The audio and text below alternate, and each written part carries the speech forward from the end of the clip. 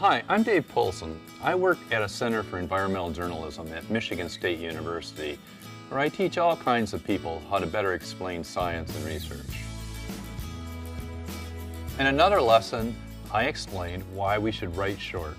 In this lesson, we'll discuss how to do that. Now, you would think that writing short would be easy. After all, it takes fewer words and you are explaining fewer things. But figuring out what not to say or write takes careful consideration and often lengthy decision-making. A good way of learning to write short is to read a sentence aloud. Let's try that with this title. Analysis of integrated agricultural system, migration, and social protection strategies to reduce vulnerability to climate change in East Africa. Now this one passes the read aloud test primarily because I didn't run out of breath and I didn't stumble over difficult words or phrasing. It's a title that likely works within the author's community, but it needs some work if we're trying to communicate with an audience unfamiliar with phrases like integrated agricultural system or social protection strategies. Let's try another.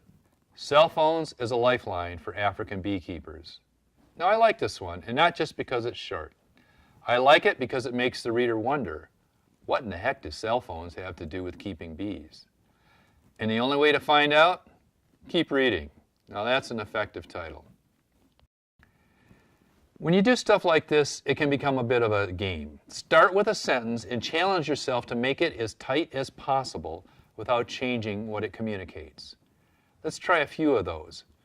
I'll put up a sentence and you pause the video. Rewrite the sentence as short as you can. Then restart the video and I'll show you what I did with it. Planting dates for crops are strongly dependent on the timing of rainfall as well as the temperature range. Notice that the first thing I do is gather the low-hanging fruit. What else would we be planting if not crops? Let's get rid of that word. And easily replaces as well as. Right off the bat, we've gained 4 words. Let's give it another shot. Here you can see where I gained 5 more words. And to bring it on home, you can see where ultimately we whittle that 18-word sentence to less than half its original length. Let's try another one. Here's a monster of a 33-word sentence. Pause the video and see what you can do with this one. How'd you do? Check out my process. In this first attempt, I took out what would help. 3 words that can be removed with no impact on meaning. And I looked for simple substitutions like using the word dry instead of water stressed. That's a net gain of 5 words, but we can do better. The next attempt shortens and simplifies words. We've only met a net gain of 1 word, but this is where we also identify a lengthy phrase that can be simply substituted with the word help, which gets us this. A 19-word version of a sentence that initially weighed in at 33 words.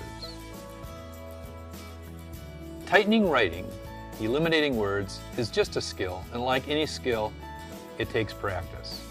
And you can practice anywhere. After a while, it becomes a bit of a word game, one you can even challenge your friends to play. The trick is to do it in steps. Every time you read a draft of a report, look for ways to tighten it up, even if you've done it 3 times already. You can practice even when you're not writing. There are certainly lots of fat, flabby sentences out there that could stand to be toned up.